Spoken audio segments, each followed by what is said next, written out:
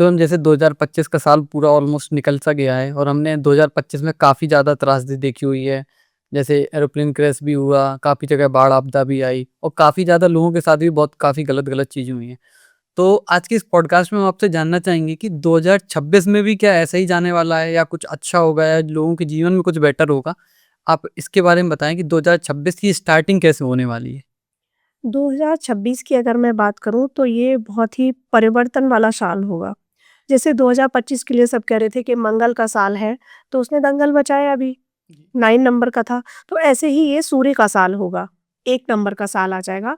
तो सूर्य का साल है तो अगर देखा जाए तो यहाँ पर आपदाएँ भी आएँगी और आपदाओं के समाधान भी होंगे।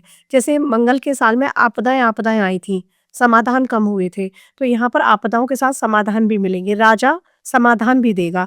अब मैं शुरुआती दौर की अगर मैं बात करूँ, तो जनवरी से लेके मार्च तक का जो समय है, इस तरह के ग्रह नक्षत्र संयोग बन रहे हैं कि उसमें रेल दुर्घटना हो सकती है। ज़िंदुर भीषण भीषण रेल दुर्घटना हो सकती है और वायुयान का भी मैं बोल सकती हूँ कि एरोप्लेन क्रैश हो सकता है, इस तरह की संभावनाएँ पूरी-पूरी हैं।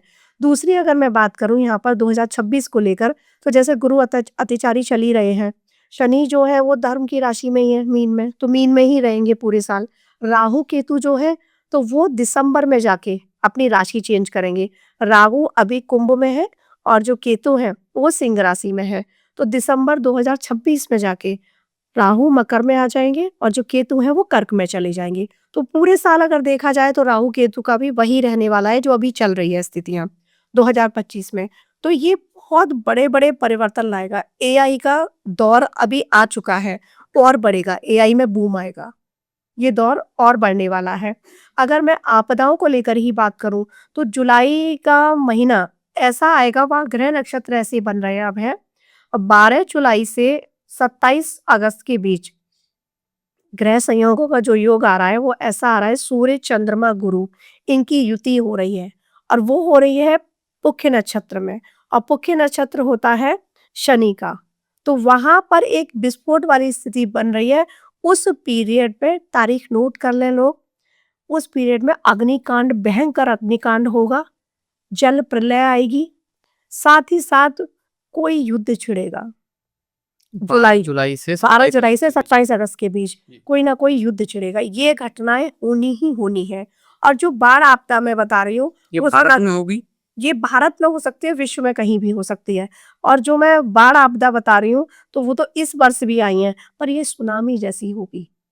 चक्रवात आएँगे बड़े-बड़े, ये उसी टाइम पीरियड का बता रही हूँ और वैसे पूरी ही साल अगर ग्रह नक्षत्रों का योग देखें, तो वो स्थितियाँ ठीक नहीं हैं। क्योंकि अभी जो ग्रह स्थितियाँ बनी हुई हैं ना 2020 के बाद से और अगर 2020 के बाद जो स्थितियाँ बनी थी, 2025 में सबने देखा है, तो ये अभी 2028 तक का समय जो है, वो समय ठीक नहीं है। ग्रह नक्षत्र लगातार इस तरीके के आ रहे हैं कि विश्व युद्ध भी छिड़ेंगे इसी बीच और छिड़ने ही छिड़ने हैं। जैसे यूक्रेन रशिया हुआ था, तो इसी तरह की चीज़ें आप देखेंगे कि वापस से जैसे नेपाल में जैनजी रोड पर आ गए थे, जी। तो वो इंडिया में भी रिपीट हो सकती हैं चीज़ें। किस इस राज्य में कुछ आप बता सकते हैं? ये जो राज्य की अगर मैं बात करूँ तो ये बंगाल में हो सकता है और बिहार में हो सकता है। 2 राज्य मेरे आँकड़े के हिसाब से आ रहे हैं जहाँ पर ये स्थितियाँ बन सकती हैं। और अगर देश के लिए बात करूँ, हमारे भारत देश के लिए बात करूँ, तो ये समय अच्छा जाएगा। मोदी जी के लिए अच्छा जाएगा, मोदी जी का स्वास्थ्य थोड़ा गड़बड़ हो सकता है, लेकिन वैसे भारत उन्नति करेगा। भारत किसी युद्ध में अपनी अहम भूमिका निभा सकता है। अब वो खुद भी हो सकता है कि भारत-पाकिस्तान का युद्ध हुआ, तो वो खुद से ही हो रहा है और हो सकता है कि विश्व युद्ध की जो नींव है, वो इसी वर्ष रख जाए और वहाँ पर भारत एक अहम भूमिका निभाए। तो बहुत सारे ऐसे ग्रह नक्षत्रों के बदलाव जो देखने को मिल रहे हैं ना, क्योंकि जो ये अतिचारी गुरु हुए हैं, ये अच्छे नहीं बताए गए हैं और 1 साल से आप देख भी रहे हो, लास्ट ईयर से ये जब से गुरु आए हैं मिथुन में, तब से देखो क्या उपद्रव मचा रखा है इन्होंने। जी। तो इसी तरह से स्पीड से चल रहे हैं। अभी जून तक रहेंगे ये मिथुन राशि में, तो आप देखेंगे ये अब से और जून तक का समय है, ये भी बहुत अच्छा समय नहीं जाएगा। तो हमें हर तरह की क्राइसिस के लिए तैयार रहना होगा। ये 2026 वो साल भी आ सकता है जब आर्थिक मंदी आए। रिसेशन आ सकता है पूरे वर्ल्ड में। पूरे वर्ल्ड में आ सकता है और मैं कहूँगी कि उसके लिए हर किसी को प्रिपेयर रहना होगा। जैसे बहुत सारे लोग होते हैं ज़्यादातर होते हैं कि वो सोचते हैं कि पैसा कमाओ और खूब खुले हाथ से खर्च करो, सेविंग पर कम ध्यान देते हैं और जेन ज़ी तो बिल्कुल नहीं देते हैं। तो मैं कहूँगी ये टाइम जो है वो आप सेविंग पर ध्यान दो, क्योंकि आने वाला समय इस तरह के संकट लेके जब आपके सामने आएगा तो वहाँ वही आपकी सेविंग जो है वही काम आने वाली है। तो आपको इन सब चीज़ों के लिए ध्यान रखना होगा, स्वास्थ्य के प्रति भी सचेत रहना होगा। कोई ना कोई वायरस आ सकता है इस साल वापस। कोरोना जैसा?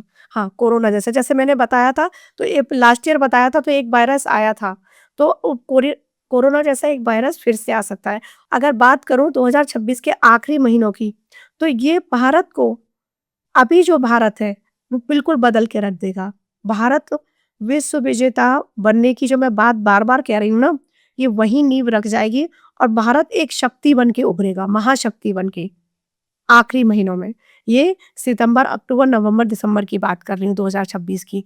अब 2026 के मार्च तक का समय जैसे मैंने बताया, तो ये यहाँ पर विद्यार्थी वर्ग के लिए भी कहूँगी कि आपके लिए बहुत सचेत रहने की ज़रूरत है।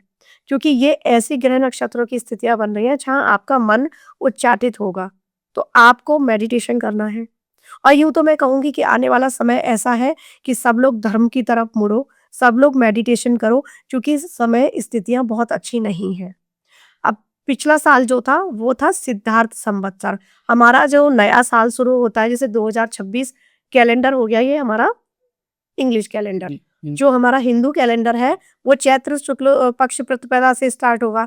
तो जो लास्ट ईयर 2025 में स्टार्ट हुआ था वो था सिद्धार्थ और इस बार जो स्टार्ट होगा वो होगा रौद्र। अब रौद्र का आप ही सोच लो कि नाम ही उसका रौद्र है तो कितनी रौद्रता लेकर आएगा वो। जी। तो ये पूरा साल बहुत भयावह जाने वाला है।